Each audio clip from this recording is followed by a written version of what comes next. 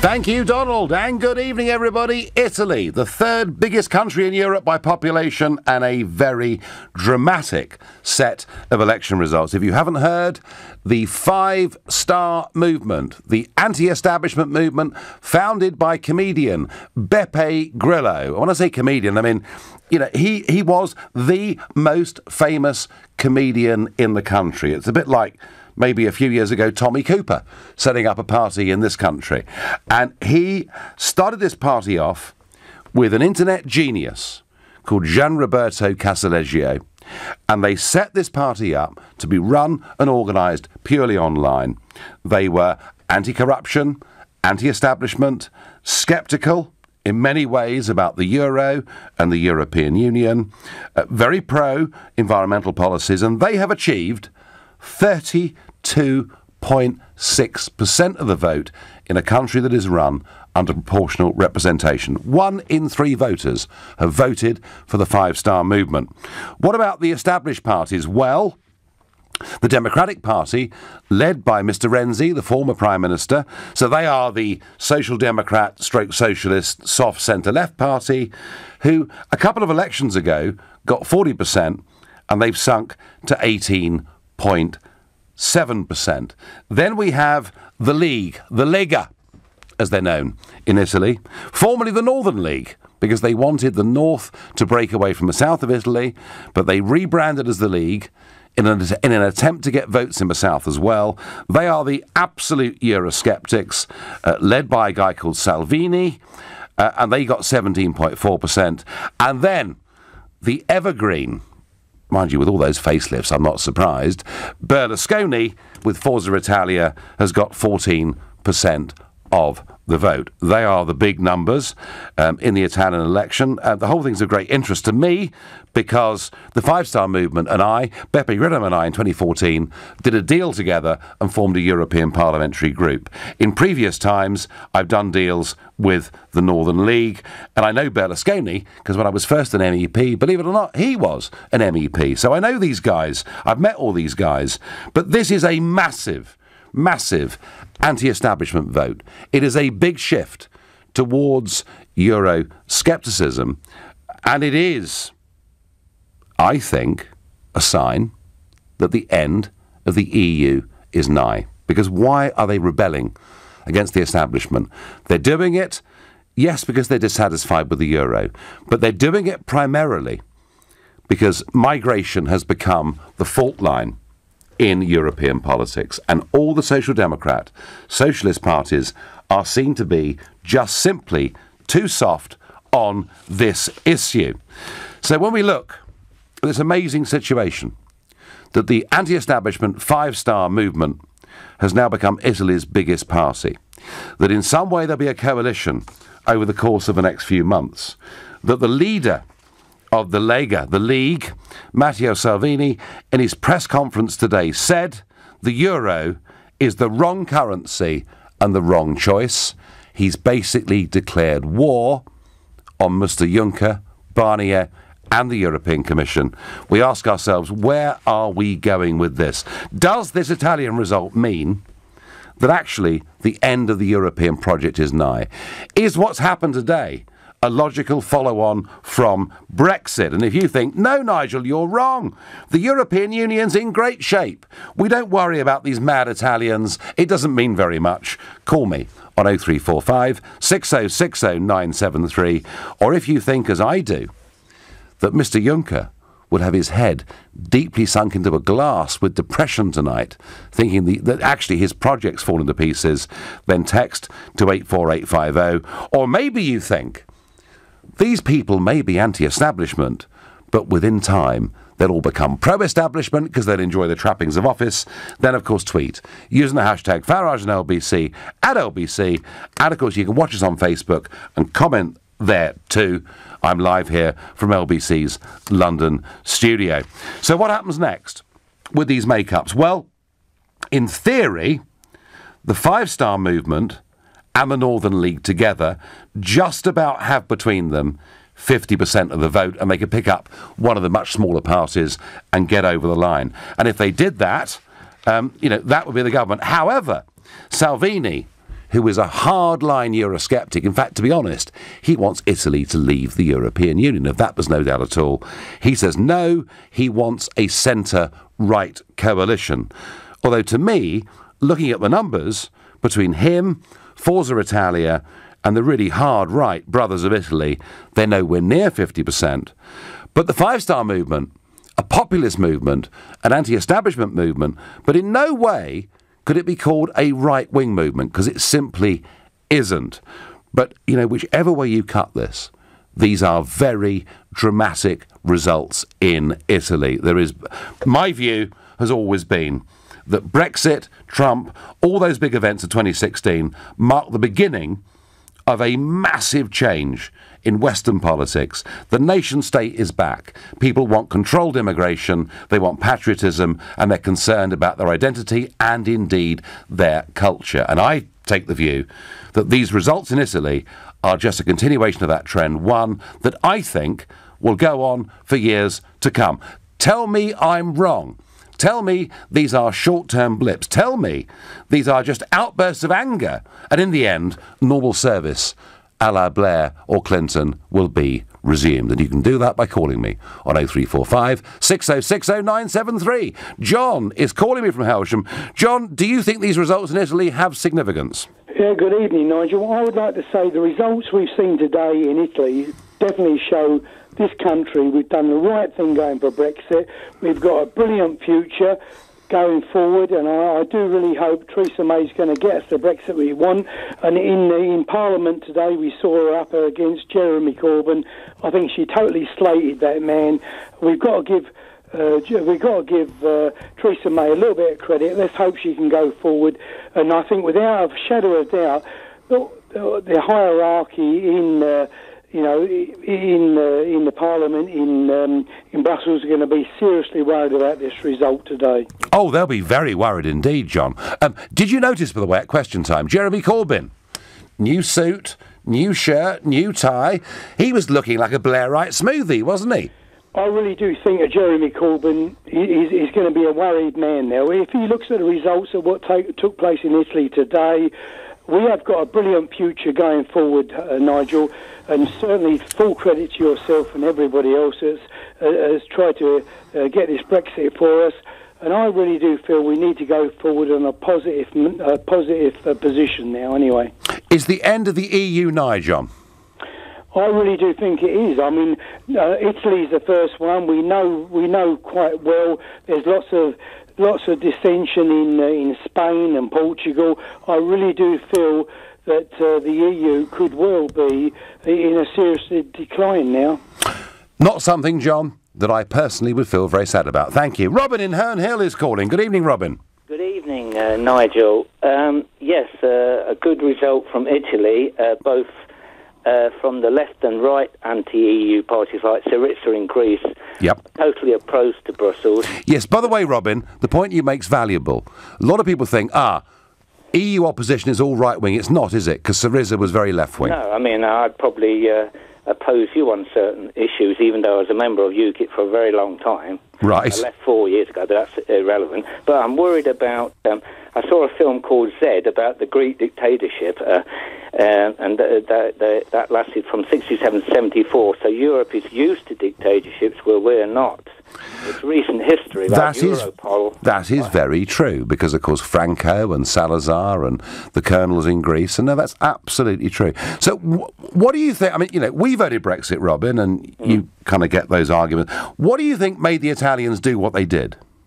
Well, youth unemployment, the fact that they want the lira back, they can see that they're going to be shredded like the Greeks. When you remember that Cyprus, a British territory, the people there were charged for their own bank account, except it's their own money. They were bail-ins, weren't they? Yes, I mean I'm glad that the EU is having trouble, but I'm not glad if it breaks up in violence, which I think it will, like the Soviet Union or the Nazis. Well, I hope, Robin, that this breaks up democratically. Thank you for your call. And Robin makes the point there about the youth. So, amongst the 18 to 30-year-olds, 44% of them voted for the Five Star Movement. And isn't it funny that right across Europe, we see the under-30s voting for anti-establishment parties of the left, the right and the centre. And yet in this country, it is the youth that are voting for the establishment parties and voting for the EU. We're in a different place. Let's try Dennis in Bournemouth. Dennis, good evening. Good evening, Nigel. So what does this result mean to you, Dennis? Well, what I think it means is that this is really a warning shot across the bows for the EU. And I think the net result of this is they're going to harden their attitude towards the UK. They're going to make doing a deal very, very difficult. And I think we need to recognise that now. Dennis, how could it be harder than it's been already, with Monsieur Barnier talking down to us, treating our Prime Minister like a little schoolgirl, trying to put punishment clauses into any new agreement we sign? I mean, they couldn't be worse than they've been, surely, Dennis? Yeah, well, we all realise that, Nigel, but the government and Theresa May don't seem to realise that. You know, we've got this meaningful vote coming along. I think we've got to get in before that, because this meaningful vote could be a disaster. OK, so Dennis, your point is that the EU is facing an existential crisis, even more today than it was yesterday, which will make our renegotiation even tougher. Yeah, because I think all along the EU have got one objective in mind. It's all been flared up with these different deals and concessions being made by Theresa May. But at the end of the day, they don't want us to leave. Now, if they don't want us to leave, what's their strategy? Yeah, to make it... Has to be to make it as difficult as possible. Yeah, no, Dennis... Now they get this Italian result in, that's going to make them even more nervous. Dennis, even more reason, surely, for our Prime Minister to stand up and be strong. I think we've got to go further than that. I think we mustn't just listen to what the EU is saying. We've got to predict what they really mean and what they're going to do. Now, in my mind, if we do predict that, there's only one way to go. We don't wait for a meaningful vote. We go. With a parliament that is full of Remainers.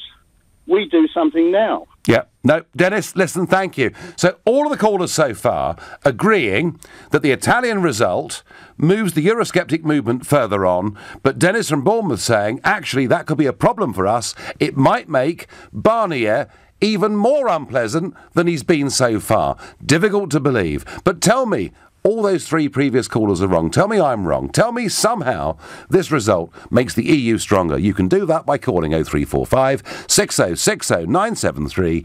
You're listening to The Nigel Farage Show, exclusive in LBC. It's now 7:16.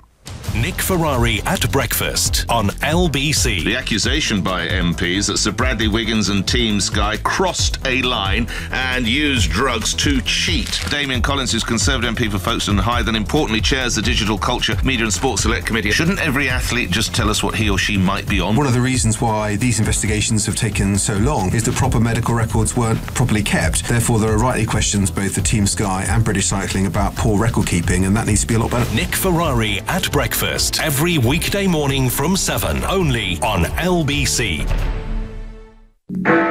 Calling all first-time buyers. Come to Galliard Homes for double stamp duty savings on our brand new apartments from under £150,000. Many available with Help to Buy.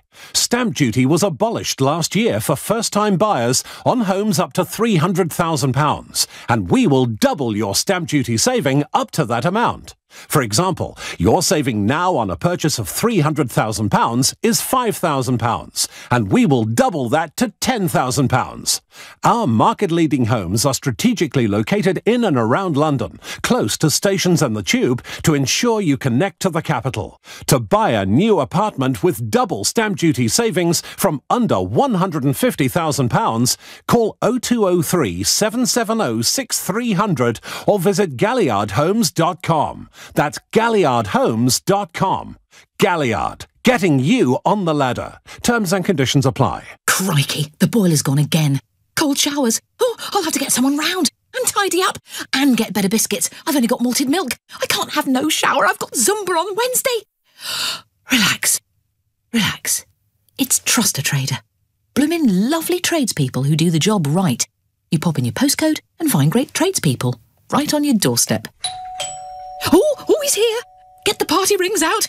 Visit trustatrader.com. Trustatrader.com. Vision Consulting Chartered Accountants have seen astonishing growth over the years. So now, their ever-expanding client base means they're looking for remarkable people to join the Vision Consulting team in all areas of the business. In particular, they have immediate start vacancies for senior tax directors and payroll clerks. But they'd love to hear from anyone with a proven track record in accountancy. For a bright new future, visit visionconsulting.co.uk and apply today. Feel like an adventure? Then come on a journey through an exotic Arabian market to a sultan's palace and a breathtaking cave of wonders before you discover a whole new world soaring through the stars on a flying carpet. Come on in, let the magic begin with Aladdin, Disney's spectacular West End musical. Book your tickets at aladdinthemusical.co.uk. The Cheltenham Festival. Speed, stamina and sheer guts. It's got it all, including this Coral Super offer. We're refunding all losing bets as a free bet on the Supreme Novices Hurdle. Coral, jump in. Download the Coral app from App Store and Google Play. When the fun stops, stop. 18 plus, online and telephone. Applies to first real money win or win part of each way single of £1 plus. Max refund £25 by 12 p.m 14th of March. Valid for 24 hours. One free bet per customer. Full terms at coral.co.uk. The Nigel Farage Show on LBC. Call 0345 6060 973. Big change in Italy as the anti-establishment five-star movement gets 1 in 3 votes, and the fiercely Eurosceptic League gets nearly 18% of their vote, and their leader in a press conference says the euro has been a huge mistake for Italy. So I'm asking you, is the end of the EU nigh? But before we get there, a little thought on my friend across the pond in DC, the Donald. So over the weekend, Trump did what he does very regularly. He promised during the election campaign to put tariffs on what he saw as strategic resources. So he's putting a 25% tariff on steel and a 10% tariff on, well, we call it aluminium. I guess he'd call it aluminum. People are always shocked and stunned and surprised when Trump actually does what he said he'd do during his election campaign. And the response from Brussels is, well, I quote the European Commission, "We will issue a swift, firm and decisive response to this threat." So they're talking now about increasing the tariffs that exist already on Tennessee bourbon, on Levi jeans, on Harley-Davidson bikes. So, folks, it's really easy. Trump's the baddie, because he's for protectionism. The EU are the goodies, because they're for free trade. Apart from this, the EU have already put tariffs on aluminium and steel. But that's okay. When the European Union put tariffs on aluminium and steel, they're still the good guys. When Trump does it, he's the devil. Talk about rank hypocrisy. Back to Italy. I'm going to go to Ludo, a brand new caller to this show. He's calling from Reading. Good evening, Ludo. Hi, good evening, Nigel. How are you? I'm very well. Now, I'm going to have half a guess that you're Italian. Yes, correct. Exactly. Right. So what do you make, Ludo, of these results overnight? Well, actually, the point is that my father was actually running for the election for the five-star movement. And what I would like to say is that the five-star movement somehow encapsulates all the frustration of the Italians, or the standards, the politics. Yeah. You know, the PD for one side and, and the other politics as well. That's why they got those votes, basically, because they are fed up of this. And, the fact that I don't believe that it's the end of the European Union if you put them in power. But, of course, it's a signal that they are giving to the rest of Europe that something has to change. You know? Well, Ludo, I've been very clear tonight that the League are the really strong anti-EU party, that the five-star movement, when Beppe Grillo was very much in charge, who, is a friend of mine, I know him very well, we had a very good congratulatory phone call today. Beppe was pretty Eurosceptic. I think it's true to say that the new leader, Luigi Di Maio, is less Eurosceptic. And within the League, and absolutely, there are people who are, there are people with my view on the European Union, others who have a different view. So you're right. Actually, if we sort of define the centre of the Five Star Movement. They want change in the European Union. Would that, to you, Ludo, be a fair, way of describing them? Well, I think that if you look at, for instance, the PD, the majority of the votes, they lost a lot of votes because those that went to the Five-Star movements, but it was a signal against the current PD, the current left-wing party, that they are really fed up of this. They are looking for change, and that this is the main thing. That young Italians, as you said, they voted for the Five-Star Movement because they want something new, something different. They want something new and they want change. No, Ludo, I get that. I thank you. Sam on Facebook says, good stuff, Italy. Well done, true patriots. Roger says, the EU won't give up its power lightly. Shades of what Dennis said to us earlier on the phone. Dennis, who, of course, felt that because of this, Monsieur Barnier would get even tougher with the UK. Gary says, another nail in the EU's coffin, thankfully. And Shazwellin says, I can see that Britain will be successful post-Brexit. The Italian youth will follow and create a better Italy. The end is nigh for the European Union. Well, that's what I think, I have to tell you. The UK is having difficulty, I get on text, leaving the EU. Can you imagine what difficulty Italy will have, says Peter. Well, the thing is, Peter, if everyone wants to leave the EU, the thing will then actually be bust. Hi, Nigel, says Anita from Kent. I'm so excited about the results in Italy. I really hope this will be the beginning of the end of the EU. If this happens, I will have a party. The best thing I've heard since Brexit. And Anita, no invitation to me. I am very, very upset about that. Mike is calling from Clacton-on-Sea. Good evening, Mike. Good evening, Nigel. Nice to speak to you again. Good to speak to you. And you've been on this show before. What do you make? What do you make of the Italians? I'm elated. One little... I agree with everything everybody said, but I think we were the ones that started the demise of the EU. With your good self up front. So was Brexit, Mike, to you, was that the first domino going down? Yes, I think so. I think that's put the other people in Europe wise to the fact that the EU is going to be bust. And I think, unfortunately, Italy will go the same way as Greece if they stay in. I think the Germans are going to step in and get all the utilities under their belt again if they bail them out, which they think they will need to. Well, they've certainly, Mike. I mean, what's very interesting is that the Eurozone, and let's be objective about this, the Eurozone has had a very, very good last year in terms of growth. But the one big country not sharing in that, of course, has been Italy, where now, net, for 20 years, there has been no growth at all. That's right. The EU will go bust. It's only a matter of time. You've got Poland, you've got Hungary, are all on the edge. France, I mean, they're nearly skint anyway. Well, the French have managed to live being skint for years and done very well at it. So, ridiculous. The German, I don't think the German people will put up with this, because they're the only ones that can. They've got the money and the know the wherewithal to do it. So, Mike, is it, to quote Fraser in Dad's Army, is it all doomed?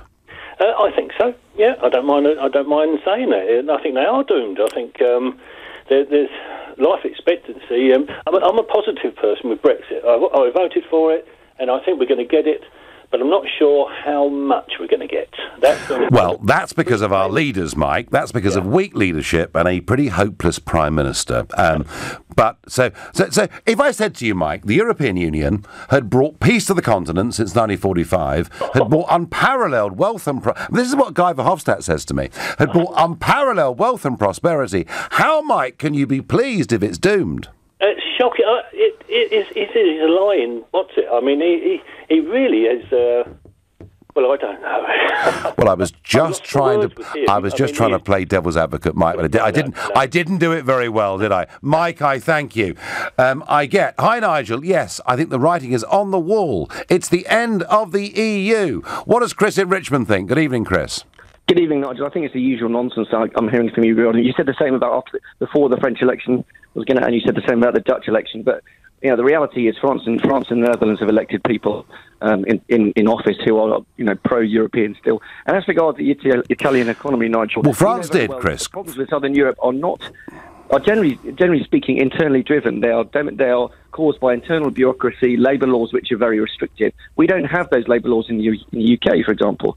And France has always been a very protectionist country when it comes to labour rights.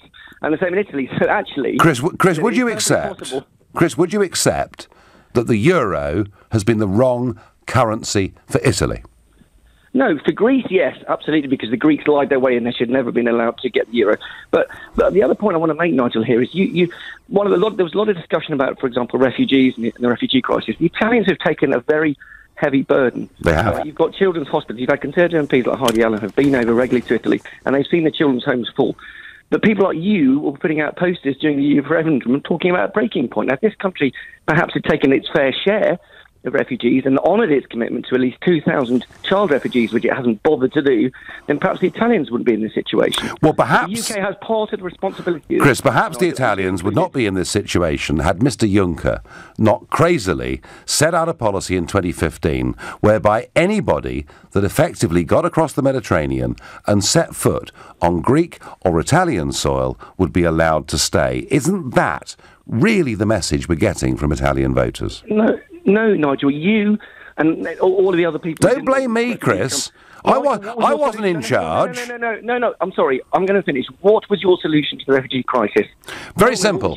Very simple. Do what the Australians did and say nobody that lands on the shores of Europe coming here illegally will ever register for refugee status. And you know something? The Aussies did this back in 2008 to 10, and the boats stopped coming. And if we'd done that, we would have saved thousands of people from drowning.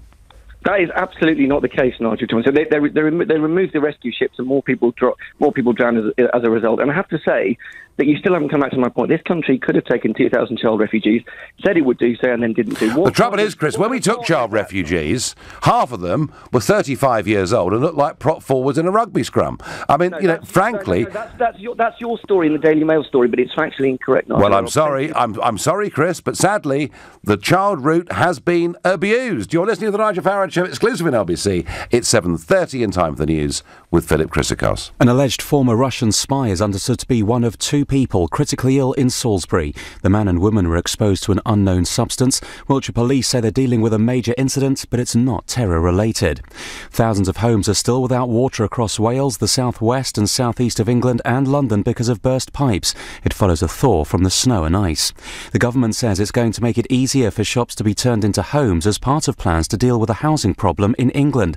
Closed-down retail units could be converted into residential properties. LBC weather. Rain and hail snow continuing over Scotland this evening and overnight, with showers across the rest of the UK, a low of 3 degrees. Tomorrow, showers across the north, sunny spells over the south, a high of 11 degrees. LBC travel on the M4 eastbound. The exit slip road is partially blocked at junction 2 for Brentford because a car has broken down. In Palmer's Green, very slow moving on the A10 southbound. That's on the approach to Deansway because of an accident. One lane is blocked there. Marylebone Road is down to one lane in both directions near to Regent's Park Station because of a couple of burst water mains, so it's causing eastbound queues from Paddington. And Chicheley Road in Cricklewood, it's closed in both directions near to Anson Road, and that's because of a burst water main there. LBC Travel, I'm Anne-Marie Walsh. This is LBC. Sometimes a good investment can bring great rewards, but not every opportunity is golden. Each year, thousands of people in the UK fall victim to highly sophisticated investment scams. If you're ever given a chance to invest, always start by checking the Financial Conduct Authority's ScamSmart website. The FCA can alert you to any warning signs and give advice to keep you protected. Be a ScamSmart investor. Visit lbc.co.uk to learn more and to win an exclusive technology bundle. Feel like an adventure? Then come on a journey through an exotic Arabian market to a sultan's palace and a breathtaking cave of wonders before you discover a whole new world soaring through the stars on a flying carpet. Come on in, let the magic begin with Aladdin, Disney's spectacular West End musical. Book your tickets at aladdinthemusical.co.uk. Calling all first-time buyers. Come to Galliard Homes for double stamp duty savings on our brand new apartments from under £150,000. Many available with Help to Buy. Stamp duty was abolished last year for first-time buyers on homes up to £300,000, and we will double your stamp duty saving up to that amount.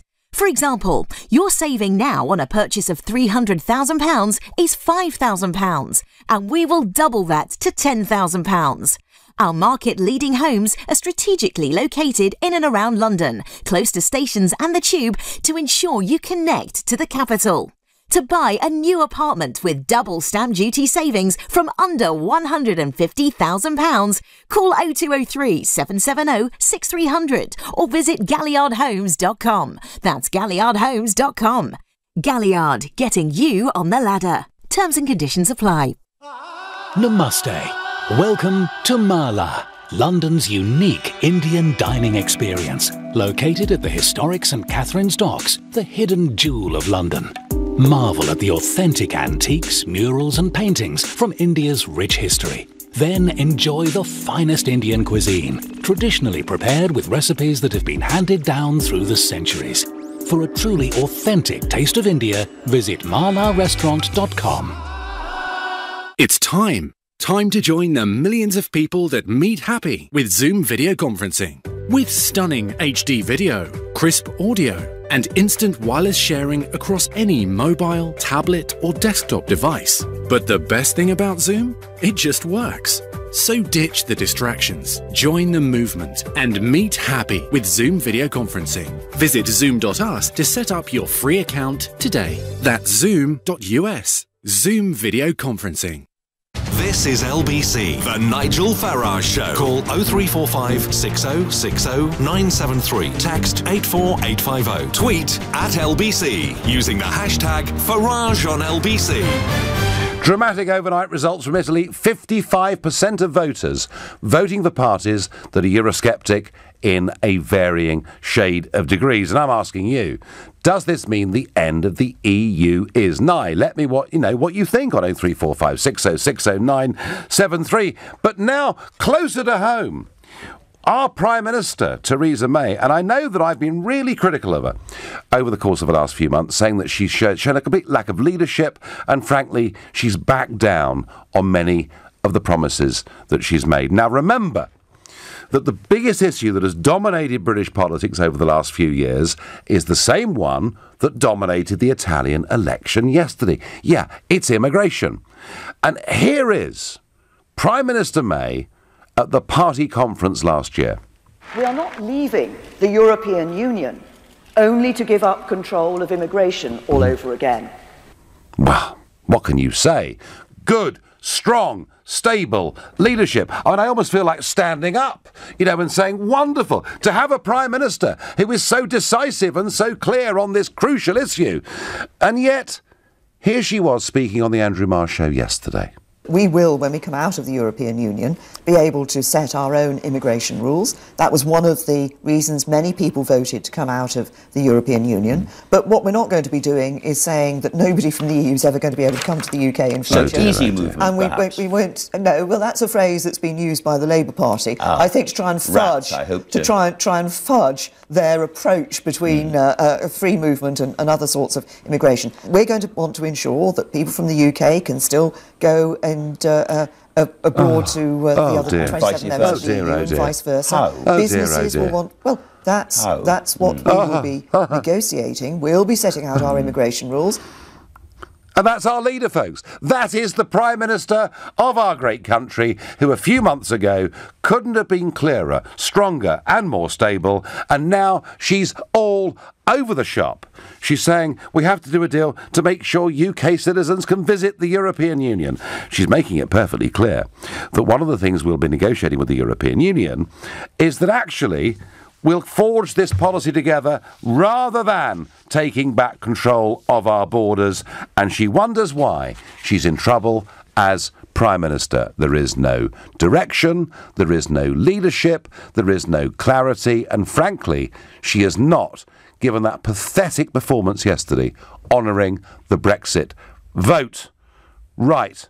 I've got that off my chest. Let's get back to Italy and whether the end of the EU is nigh. And we're going to speak to Stefan, who's calling from Poland. Good evening, Stefan. Good evening, Nigel. It's my first time on this show, and I just wanted to ask, Well, you're very welcome, Stefan. Whereabouts in Poland are you? Thank you very much. I'm in Wrocław, in Breslavia. Right. But, regarding my question, at the moment, I don't know whether this will be the final years of the EU. I'm not sure. It could be a domino effect with Brexit and populist movements in France and the Netherlands and Italy and also. But perhaps my question is, what do you think about this? Do you think that what do you think Italy would be its relation with a post-Brexit scenario in Europe? And also, do you think a coalition government would be stable? Sorry, yeah. I tell you what I do know, Stefan. I said earlier on this show that I know Beppe Grillo well, and that I've sat since 2014. The Five-Star MEPs and the UKIP MEPs have sat together, and we are 80% by membership of our group in the European Parliament. And we've got other Eurosceptic groups from other countries, but we are the two big groups. So I've worked very closely with the Five-Star movement. Many of them have become good friends of mine. What I'm very conscious of is, whilst they do have varying shades of Euroscepticism, they are fiercely anti-establishment. They believe that Italy has become incredibly corrupt. And the one thing, Stefan, they all keep saying to me is they desperately want for the EU to do a sensible free trade deal with the United Kingdom because they're worried about Italian exports. And I just hope whatever coalition government gets formed, they put a bit of pressure on Juncker, Barnier and all that lot.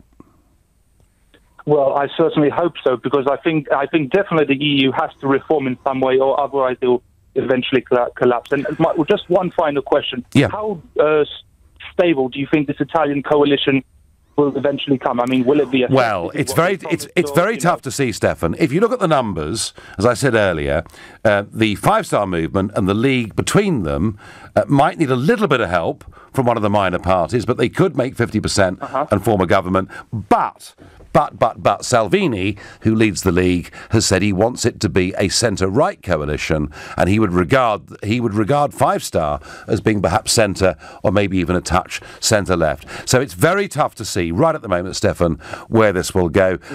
Let's hope they form a government more quickly than the Germans managed to, who put their coalition together yesterday after 5 whole months. And why, Stefan?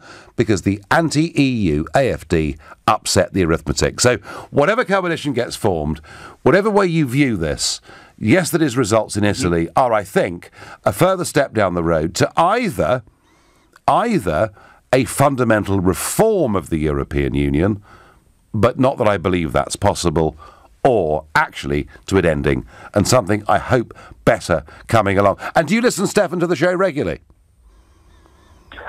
Yes, sometimes. I listen to you and other callers on LBC, but this is my first time calling in, and so far it's great. I'm currently writing a MA paper on populism throughout Europe, and I've got the Cinque Stelle movement and UKIP and FN and all that. So this really provides a very good insight into my paper, and I'd like to thank you very much for your... Well, I want to thank you. No, thank you very much indeed. Thank you, Stefan, from somewhere there out near Bratislava. I'm not quite sure where, but that was great, wasn't it?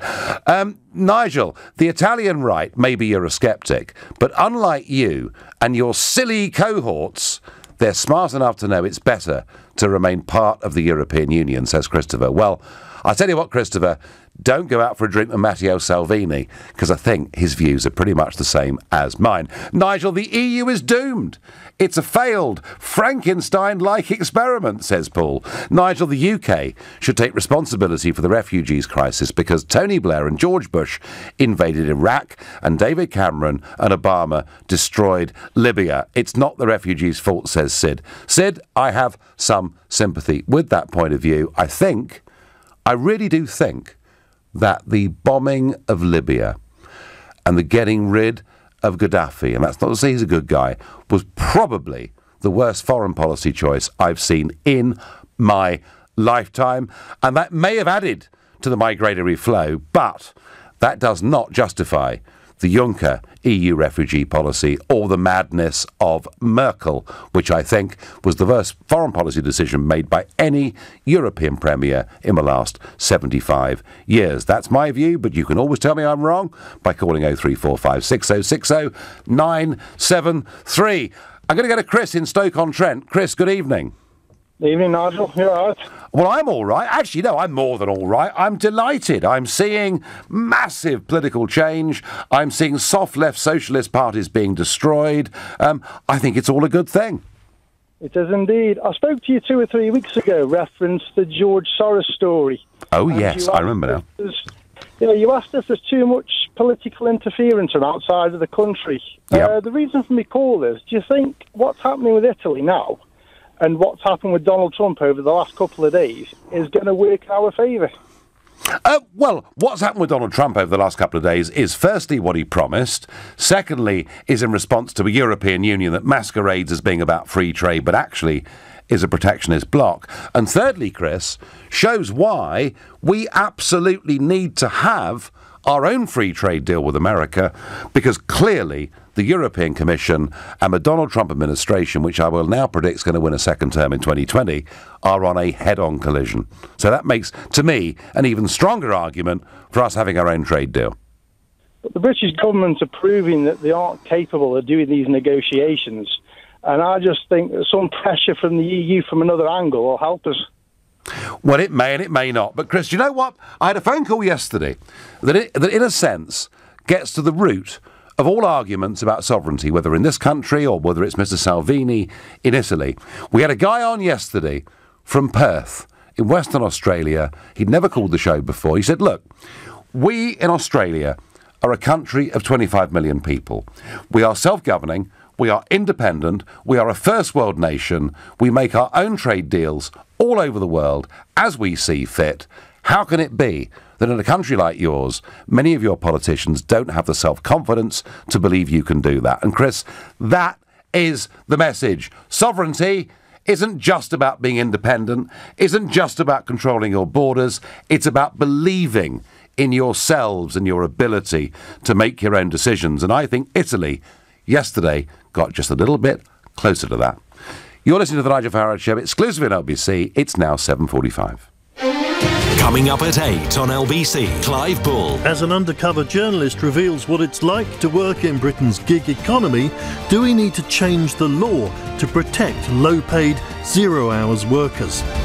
Clive Bull on LBC. He's always been a quiet kid. But now he doesn't interact with other children at all. Gets scared when you talk to him. Very insecure. And there's always angry shouting from the house. We all have a role to play in keeping children safe. If you think a child may be at risk, report it to your local council who can provide support. Child abuse. If you think it, report it. Find out how at gov.uk/tackle-child-abuse. We've been thinking about Janice and how she's got a lot on her plate. So when she leaves her phone behind after tasting 6 different wedding cakes, including one called Vanilla Vogue, she's more worried about squeezing into her dress than whether her mobile banking information is safe. That's because the NatWest Secure app comes with Face ID login to help you feel safe whenever you bank with us. Search NatWest Secure app. NatWest. We are what we do. App eligibility criteria apply. Face ID login available on iPhone 10. Crikey, the boiler's gone again. Cold showers. Oh, I'll have to get someone round and tidy up and get better biscuits. I've only got malted milk. I can't have no shower. I've got Zumba on Wednesday.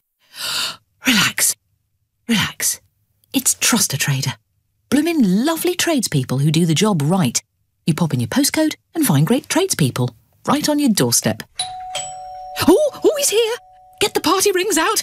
Visit trustatrader.com. Trustatrader.com. Clear a house, clear an office, clear a little bit, or clear loads of it. With Clearabee, getting rid of rubbish is quick, easy and affordable. Choose our man and van rubbish removal service and we'll come and clear almost any rubbish from almost anywhere. Because whatever you want rid of, there's a Clearabee man in a Clearabee van who can do it professionally and legally. Book now at clearabee.co.uk. Clear rubbish easily. Clearabee. Cheltenham, the occasion. The spectacle, the atmosphere. 4 days that really matter. Get your money back as a free bet if your horse falls in any race at the Cheltenham Festival. Coral, jump in. Download the Coral app from App Store and Google Play. When the fun stops, stop. 18 plus online and telephone. Min bet £1. Max refund £25. Applies to win and win part of each way bets. Free bet valid for 24 hours. Stake not returned. Full terms at coral.co.uk. Dreaming of running your own business? Why not be your own boss with the support of an established brand? Visit the British and International Franchise Exhibition at Olympia, London on the 9th and 10th of March and discover a wide range of franchise businesses. Take advantage of over 60 presentations, talk to experts and build yourself a better future. For free tickets, go to franchisetickets.co.uk. That's franchisetickets.co.uk. The Nigel Farage Show on LBC. When a stand-up comedian forms a political party that then wins a national election, you have to ask yourself, who is the joke on? And in my view, the joke is on the European Union. The Italian people clearly want more sovereignty, want more control over their lives. Is this the end of the European Union? Well, of course, this Italian result itself is not the end of the European Union. But, folks, it is part of a trend that was set back in 2016. It started with Brexit. It went on to Trump. Believe me, that revolution is still rolling. That's my view. I wonder what Anthony in Bromley makes of that. Good evening. Good evening, Nigel. How are you? I'm very well. I'm pleased because, you know, people that I've worked with for years in the European Parliament are now about to run Italy, so I'm very pleased about that. Nigel, you're totally wrong because everything that you say about the EU, you're just talking about dividing everybody instead of everybody being united. It's totally wrong. Is it? Yeah, you're just into, like, encouraging hate speech, encouraging... Anthony, I'm not stopping you, but you're sounding a bit muffled. Can you speak a bit more clearly into the mouthpiece, please? Yeah, sure. I just think that... That's better, we've got you. Right, now you can really have a go at me now. Come on, I'm here, you're on LBC, have a go. Yeah, it's totally wrong. What you're doing is you're trying to divide everybody in Europe instead of us all getting together. You see differences in people just because of the country they come from. It's just not right. Well, Anthony, I believe that the nation-state is the natural, normal building block that people want to be a part of, who are happy to pay their taxes to, who in extremis they'll defend. That doesn't mean, Anthony, I don't want a Europe in which we cooperate together, we trade together, we are best mates together. Rather like we're all living in the same street, Anthony. What I don't want is us to give all that authority, all that power, all of that democracy away to people like Mr. Juncker. Yeah, but the more we divide and the more people get into their own nationalism, etc., you know what's going to happen? It's going to be World War III. Anthony, please. Look, I tell you what. I know the architects of this European project thought that it was about bringing peace. They believed that if you destroyed the nation-state, it would bring peace. But they got something wrong, Anthony. If nation-states are democratic, if those governments are controlled by their electorate, they will never go to war with each other. And I challenge you, I challenge anybody listening to LBC or on broader social media, give me one example of a mature, functioning democracy going to war with another. Yeah, but... there isn't one. What you're trying to create, it's not going to be democracies. It's going to be like fascist dictators. How dare you? How dare you? When have I ever suggested that I wanted a fascist dictatorship? Well, it's, you know, you go on about all these immigrants coming over. Hang on, when have you ever heard me say that? I've talked about controlling our borders. I've talked about being like 200 other countries in the world who make decisions about who should go and live there. Anthony, what I'm arguing for is normality. What is weird is to give up control of your borders and let Mr. Juncker, I mean, he wasn't much use before lunch, let alone afterwards, run our country. Yeah, but that's your idea of normality. Mine is, let's all get on together. Let's all create a better world together. Let's get our institutions into these places like Libya, and so they wouldn't want to all come over here in the first place. Anthony, I wouldn't fight you on that at all. I think Libya was a catastrophic mistake. How it can be that only 12 MPs were against the bombing of Libya and the removal of Gaddafi, which opened the door for ISIS, I don't know. But Anthony, let me just ask you, I mean, do you believe in the European project as it's currently constructed? I believe it should definitely change a bit, but I believe in it much more than I believe in us being a separate nation away from it. All right, fine. And the question tonight I was asking is, does the Italian result mean the end of the EU is nigh? Do you accept, Anthony, that yesterday's result in Italy brings the EU's demise a little bit closer? No. No? All right, fine. OK, we disagree. Anthony, I thank you very much indeed. Brian from Essex says, listening to you, Nigel, I wonder how long you have been promotions manager for Jeremy Corbyn, considering your stance on Mrs May. Well, Brian, if you like people like Mrs May, who stand up and say, we will control our borders and we'll be in charge, and the party conference all cheer, and then gives a mealy mouth, well, of course, we have to make sure that we've got the regulations right so that people can go on day trips to Calais. I mean, God help us. Mahmood is calling from Putney. Good evening, Mahmood. Good evening, Nigel. I just wanted to make the point that, we never complained in Europe when, after, in South Africa, when apartheid, white minority rule after that, you had an influx of South Africans, also Australians as well, and New Zealanders coming to this country, and nobody complained. It's only when you have refugees coming over from parts of the world that aren't necessarily white that all of a sudden people in Europe are complaining, and you're okay, yes, right. I mean, it's right. Now, there are two debates here, Mahmood. One is open doors to the European Union, and the real objection and the real argument that led up to that referendum were too many people from Central and Eastern Europe, too many people from 8 and then 10 former communist countries being freely available to come, and all of them were white, Mahmood. All of them. Yeah, but why didn't we complain about the South Africans and the Australians and the New Zealanders coming? Because they didn't get automatic rights to residency. They used to get short-term work permits and worked in pubs and barbers' shops and whatever, and had to leave at the end of 2 years. It's very different.